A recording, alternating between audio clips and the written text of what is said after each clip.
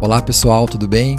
Meu nome é Clodomir Carvalho, eu sou oftalmologista no H-Olhos Prime e hoje a gente está aqui no nosso podcast para falar sobre o ceratocone. Esse mês de junho é o Junho Violeta, é um mês de conscientização da visão, então a gente vai falar um pouco sobre essa doença que atinge muitos pacientes, muitas pessoas hoje têm esse diagnóstico e quando não é bem tratada ou diagnosticada precocemente, causa grandes prejuízos visuais. Hoje eu estou aqui com a doutora Alicia e com a doutora Mariana, são médicas, oftalmologistas, cirurgiãs, trabalham junto com a gente e a gente vai fazer um bate-papo leve, vamos conversar um pouco sobre a doença, falar sobre o diagnóstico, tratamento e vamos tentar desmistificar algumas coisas sobre esse problema. Então, a doutora Alicia já trabalha com a gente nessa mesma área, ela é especialista em córnea, catarata, agora está fazendo um pouquinho de plástica também, né, Alice? E a Mariana já é uma médica que está com a gente há algum tempo também, ela formou aqui com a gente no H-Olhos e vai falar um pouquinho também sobre ceratocone. Tudo bem, gente? Como é que vocês estão? Tudo bem, tudo ótimo. Estamos aqui, vamos bater um papo com esse assunto que realmente é muito prevalente. Ceratocone aparece muito no consultório e eu acho que, para nossa surpresa, ainda chega em muita quantidade e os pacientes não sabendo que tem. Eles são pegos assim de surpresa, já tendo passado por vários, às vezes outras consultas em anos anteriores e não sabem que tem. E é uma doença que a gente pode controlar, que tem tratamento. Então, quanto mais cedo for feito o diagnóstico, é um benefício para o paciente, né? Então, hoje a gente vai dar algumas dicas, alguns sinais de alerta aí e para mostrar quando que precisa procurar um oftalmologista mesmo para fazer um check-up. É isso aí. Então, assim, primeiro de tudo, gente, vamos explicar para o pessoal que está assistindo a gente o que é o ceratocone, como que ele começa, né? Então, o ceratocone é uma doença que ocorre na córnea. A córnea é essa parte mais externa do nosso olho, como se fosse o vidro do relógio, né? Aquela lente que a gente tem na frente, né? Normalmente, ela é bem redondinha, parece uma bola de futebol. Tá? E no ceratocone é como se ela fosse adquirindo um aspecto bicudo. Então, ela vai adquirindo um aspecto de cone, por isso chama ceratocone. E isso gera uma alteração na visão, né, que o óculos não consegue corrigir. Então, como que começa? Muitas vezes, ele começa na adolescência e a pessoa vai indo algumas vezes no oftalmologista e o grau vai mudando rapidamente e a visão vai piorando, né? Então, e muitas vezes, como a Alicia falou, não se faz diagnóstico, né? Então, são várias idas ao oftalmologista, vai trocando de óculos e vai piorando e a visão não melhora com esses óculos. E aí, muitas vezes a gente acaba encaminhando para um especialista. Lícia, o que você percebe no teu dia a dia? Isso acontece bastante, né? Acontece muito, né? Como se trata de uma doença multifatorial, tem tanto a parte genética quanto a parte ambiental associada, né? Então, tem duas coisas que têm acontecido muito. As pessoas estão muito mais enclausuradas dentro de casa, né? Mesmo as crianças não estão mais brincando na rua. Eu sempre falo, eu sou de São Paulo. Eu fui a última da minha família que brinquei na rua. O meu irmão mais novo já não brincou mais. Fica dentro de casa, Exatamente, no alguns anos. Exato. Então, né? Com isso, não tem aquela exposição à radiação ultravioleta que todo mundo sempre fala muito mal, né? Da radiação ultravioleta, né? Para pele, câncer de pele. Porém, em baixa dose, ela tem seus benefícios, sim, né? A produção de vitamina D e também para deixar a nossa córnea mais endurecida ao longo da vida. Né? Então, quando a gente é criança, adolescente, ela é muito molinha e ela precisa dessa radiação para ir ficando mais dura e com isso mais rígida e não entortar. Então, por conta desse enclausuramento que a gente percebe que piorou muito, né? Inclusive com pandemia. Até por questão de segurança. Exato, né? exato. Tá todo mundo dentro de casa. Quem tá saindo de casa, quem tá podendo sair num condomínio, vamos dizer assim, por exemplo. Né? Então, o pessoal tá ficando dentro de casa e com isso também se expõe muito pouco à natureza. E com isso, as pessoas estão muito alérgicas. Né? Então, tá todo mundo muito alérgico, coçando muitos olhos, a alimentação tá muito ruim.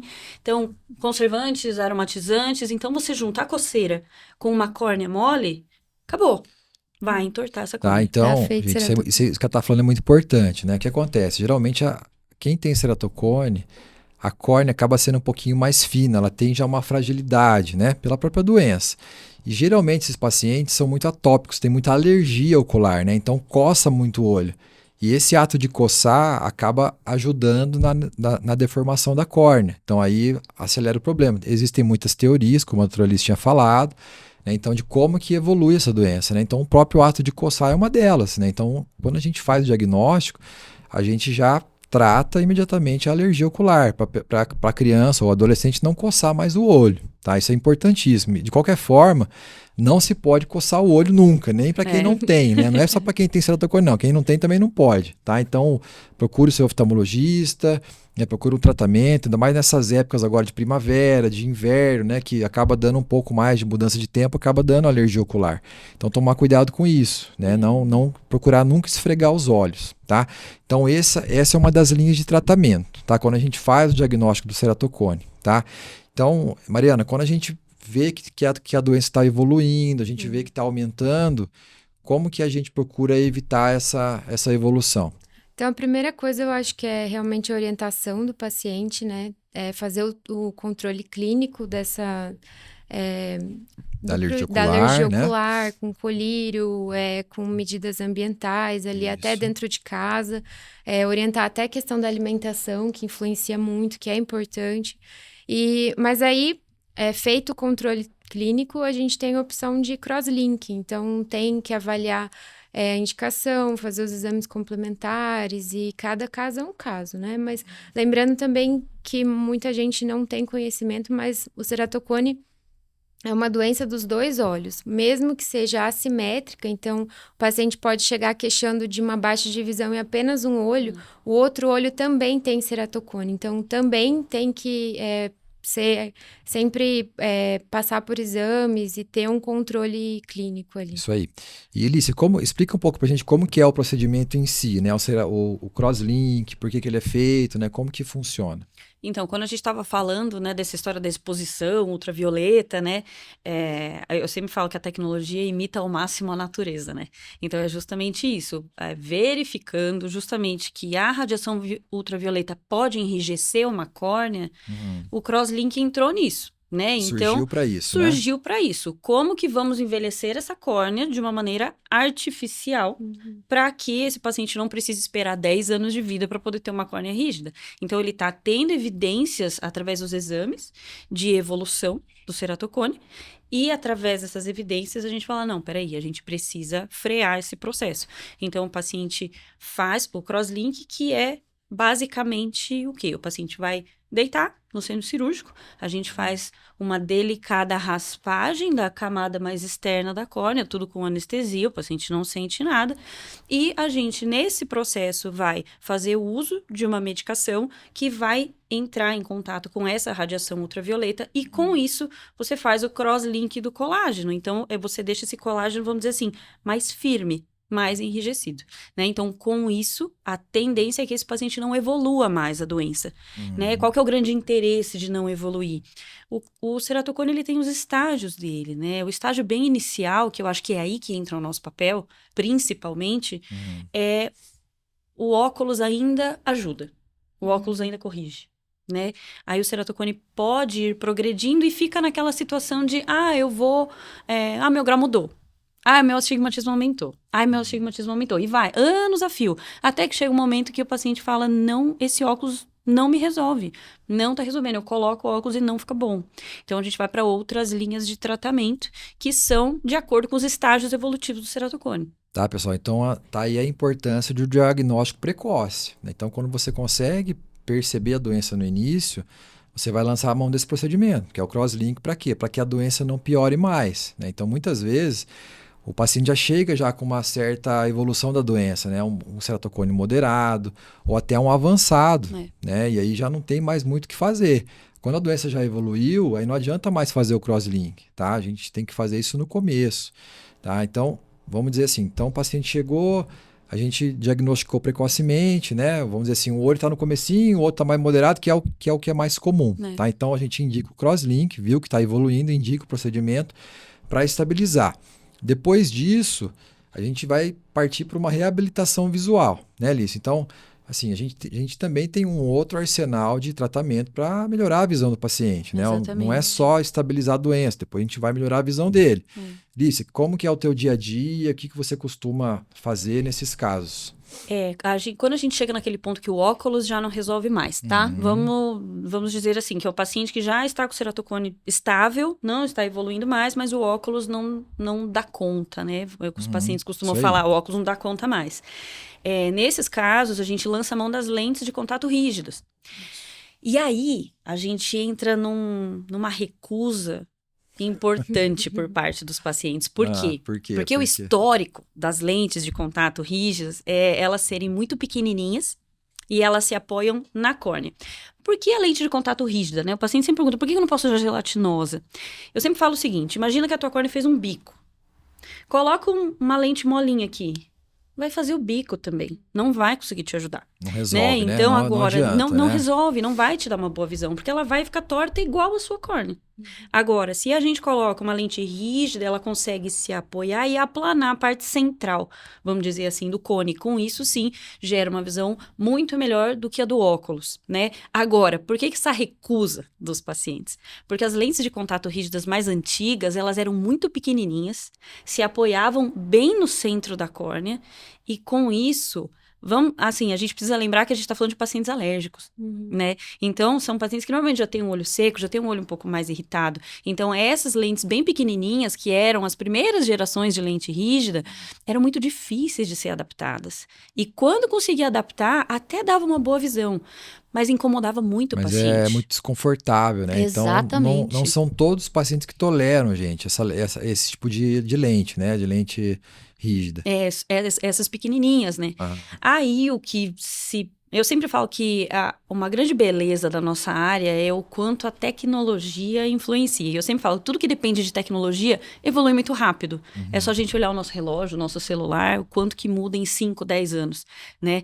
Então, as empresas começam a ir atrás de tentar resolver o problema do paciente, né? E com isso... foi lançado mão das lentes semi-esclerais e lentes esclerais, que daí elas já não se apoiam mais na córnea, elas se apoiam na esclera, na parte branca do olho, que é muito mais conforto, a sensibilidade é muito menor.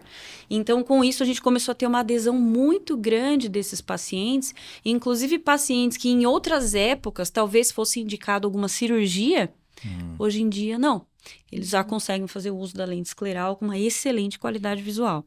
Então, hoje a gente faz, realmente, com o advento das lentes esclerais, hoje eu tenho muito paciente que até deixou de fazer, vamos dizer assim, ele estava numa fila de transplante. Exatamente. E ele consegue ter uma vida normal usando essas lentes. Então, é uma lente de boa adaptação, confortável, dá uma visão boa, né? Então, o paciente fica muito bem, né? Em alguns casos, né, quando às vezes você não consegue mais adaptar a lente de contato, ou às vezes o paciente não quer usar, tem paciente que não quer, fala, não quero usar lente.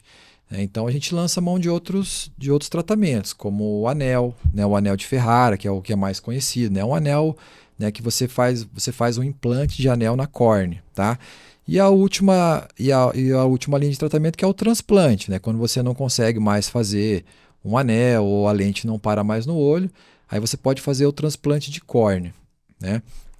Então, gente, hoje a gente tem um arsenal muito rico de tratamento para ceratocone, né? Antigamente, realmente não tinha muito o que fazer, né? Era mais assim, você usava a lente rígida, que era muito desconfortável, muitos pacientes começavam a usar e depois desistiam, porque não consegue, dói, incomoda, né? Mas hoje não, hoje o tratamento é muito bom e o paciente tem uma reabilitação visual muito boa, tá? Então, assim, se a gente deixar mais claro, os ceratocones moderados, tá? A gente consegue fazer lente de contato e pode também fazer o anel, né? Também pode fazer um anel com laser de femtosegundo ou fazer o anel manual. São duas técnicas bem estabelecidas que têm excelentes resultados, né? Quando o paciente já está num ceratocone avançado, que aí não tem mais condição de fazer o anel, o que a gente faz? A gente lança a mão do transplante de córnea, né? E Lícia, como que está a tua experiência com essa parte de transplante? O transplante de córnea, a gente precisa lembrar que conforme o ceratocone vai avançando, ele pode gerar opacidades também na córnea, né? Então, assim, tanto ela fica mais fina, como ela fica mais opaca, né? Então, por isso que a gente acaba lançando mão dessas outras alternativas cirúrgicas.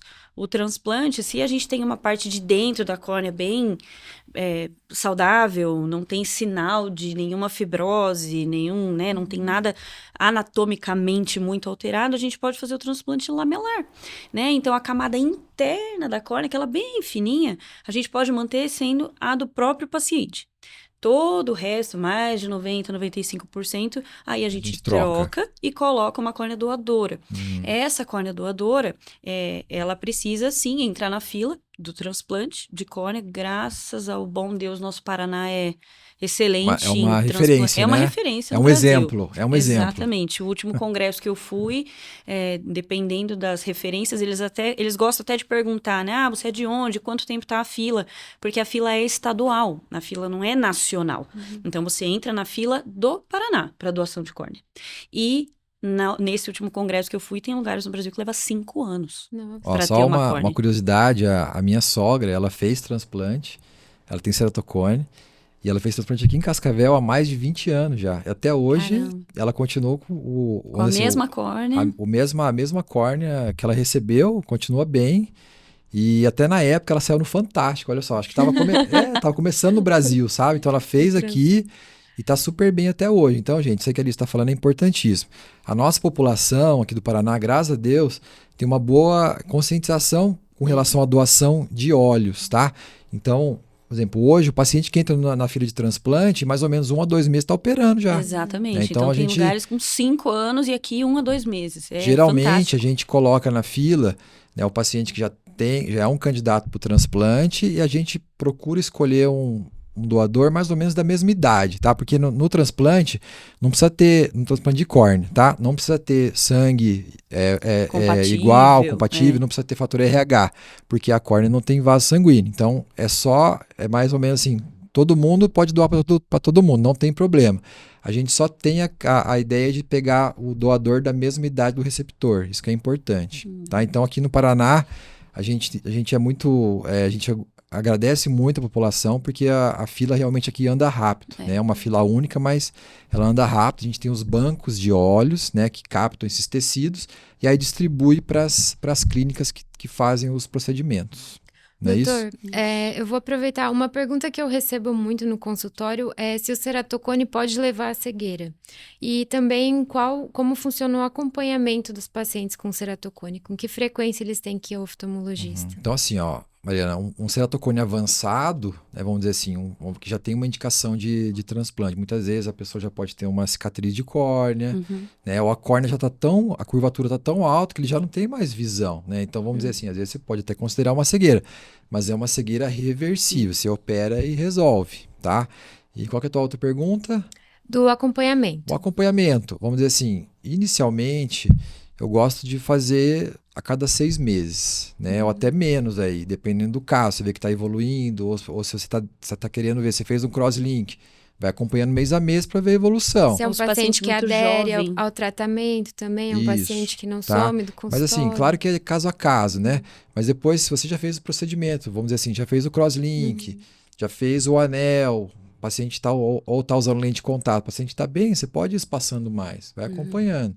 Né? Mas depois, vamos dizer assim, o paciente de transplante, depois que você já fez o pós-operatório, já tirou os pontos, o paciente está bem, está estável, vem uma vez por ano. Normalmente. E outra coisa legal de lembrar, eu acho que se você tem um filho com diagnóstico de ceratocone, é importante levar os outros filhos também para fazer uma consulta no oftalmologista, porque essa doença é hereditária, como a doutora Lícia comentou no começo, né? Então, geralmente, ele aparece em vários casos na família, né? Isso aí, importantíssimo, né? Então, às vezes, a gente faz diagnóstico num paciente e pede para olhar os outros.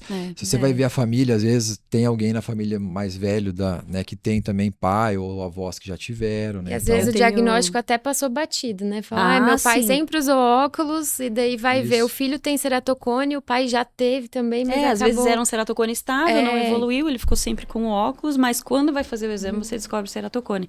Eu tenho uma família que eu atendo, uns pacientes, eu atendo a mãe, o pai, os dois têm ceratocones, a filha tem ceratocone. Aí vai ter mesmo. E eles levam a cada 6 meses o menino mais novo, porque até agora, nada, até agora mais. não há nada na córnea, tá tudo bem, os exames bons, assim. Inclusive, eu acho que esse é um recado muito importante, que hoje em dia não tem mais desculpa para não se fazer o diagnóstico. Sim. Eu sempre falo, a oftalmologia há 30 anos tinha muito menos acesso à tecnologia que tem acesso hoje. mesmo, né? Que antes não Acesso tinha, né? da Não população não tinha, né? Eu tenho vários pacientes que falam, doutor, eu sei que meu pai teve alguma coisa que perdeu a visão, mas na época ninguém foi atrás, sabia não o que deu para era, ir, não tal. tinha nenhuma cidade próxima com oftalmo. Até hoje é comum isso aí, né? Escuta essas Então, histórias. a gente escuta muito isso no consultório. E Sim. agora, o que é importante saber é, se você está numa cidade em que existe um hospital oftalmológico, não tem por que não fazer o diagnóstico, né? Eu costumo pedir o exame, que é a topografia, que mostra o formato da córnea, para todos os pacientes com um certo grau de astigmatismo, ou quando pode até não ter, mas é uma criança muito alérgica, adolescente muito alérgico. Bom, já de vou olho, fazendo, exatamente, porque às vezes a visão tá 100%, mas a gente já começa a perceber o formato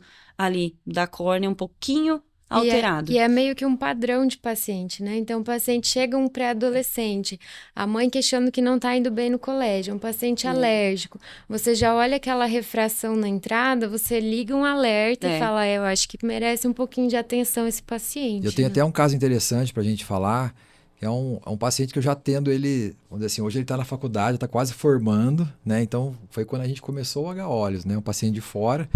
E ele veio com os pais e a mãe desesperada, né? Ele foi numa consulta na cidade dele e o oftalmo lá, o colega, fez o diagnóstico e um olho já estava bem avançado já, né? Já era um cone já, assim, o menino devia ter uns 15 anos, mas já estava, assim, já era transplante, aquele olho, já era transplante.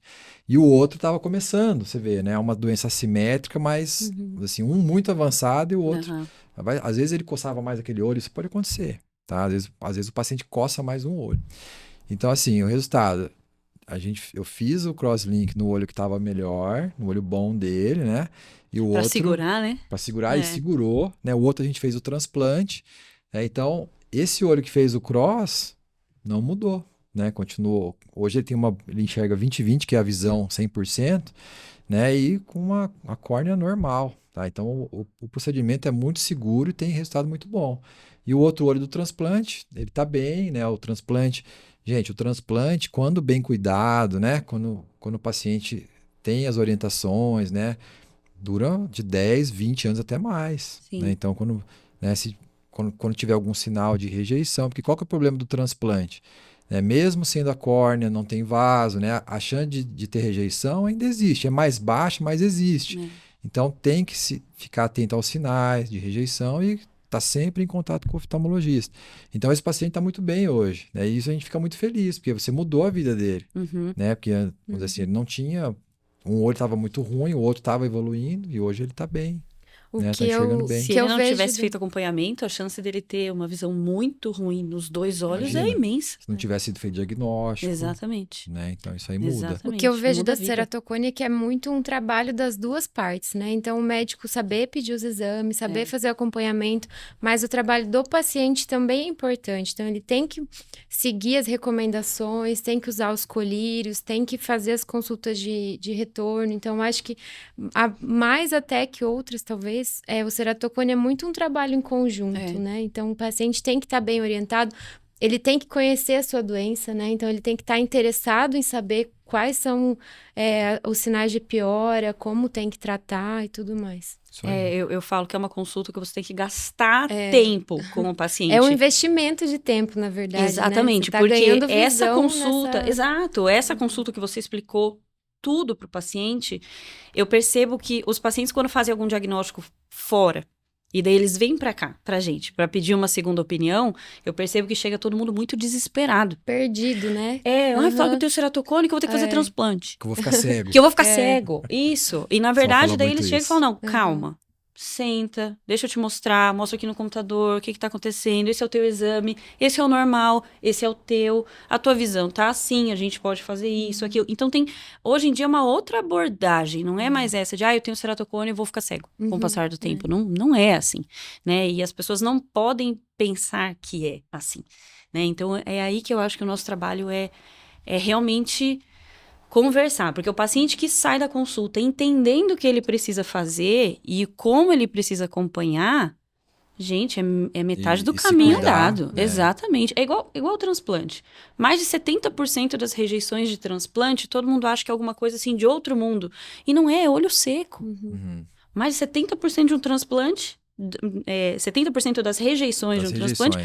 é por olho seco. Era só usar um colírio hidratante todo dia, né? Então, são pequenas coisas que quando o paciente sabe o que está acontecendo, a chance de sucesso é enorme, é enorme.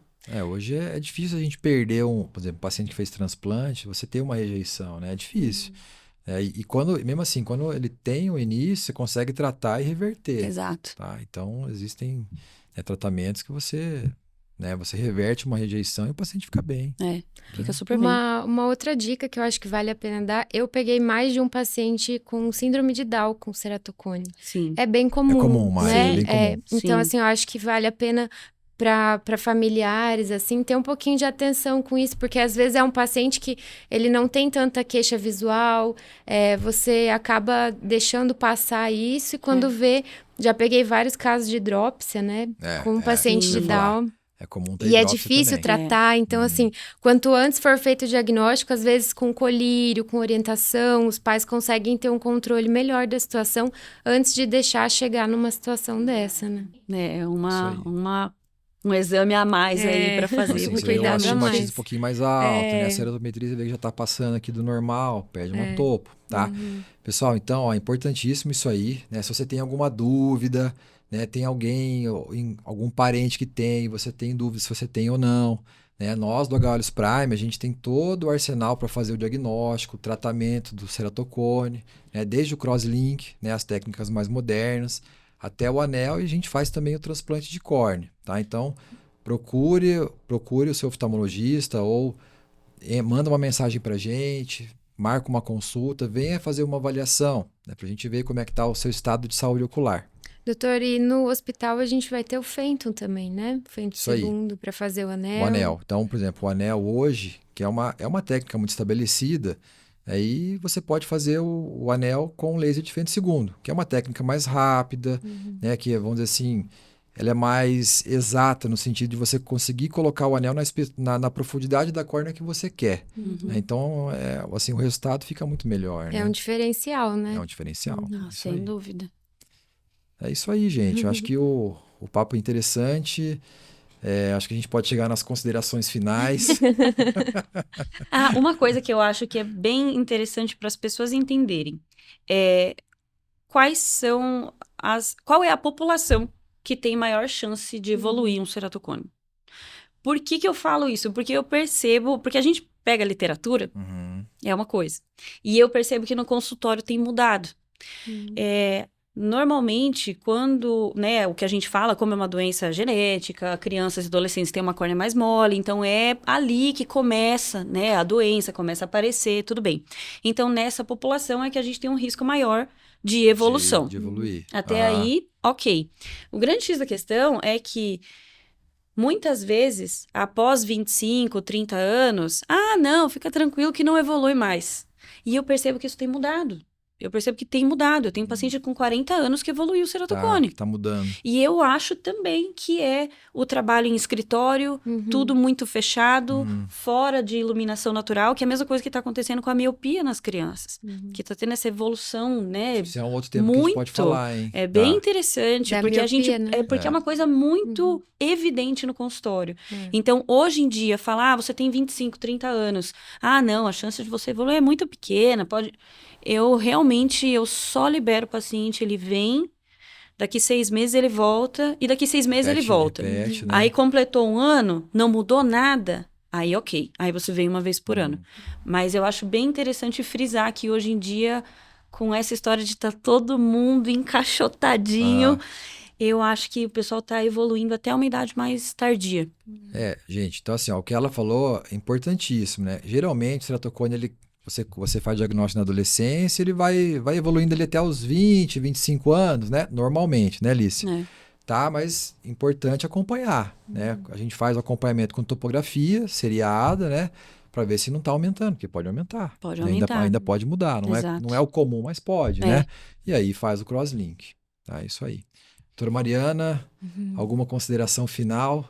Eu acho que só aproveitar que ceratocone é uma doença que tem tratamento, tem controle. Então, uma pessoa que às vezes tem uma baixa de visão importante pode ter uma qualidade de vida boa se for feito um acompanhamento, se for feito um tratamento clínico adequado. Então, eu acho que uma consulta precoce é importante. Então, mesmo crianças, se o pai e a mãe estão notando alguma coisa diferente, é uma criança alérgica, está tendo dificuldade na escola, então acho que é importante aproveitar essas dicas para procurar o oftalmologista quanto antes melhor, né? E não coçem seus olhos. Não coçem. Importantíssimo. Não coçem seus olhos, nunca.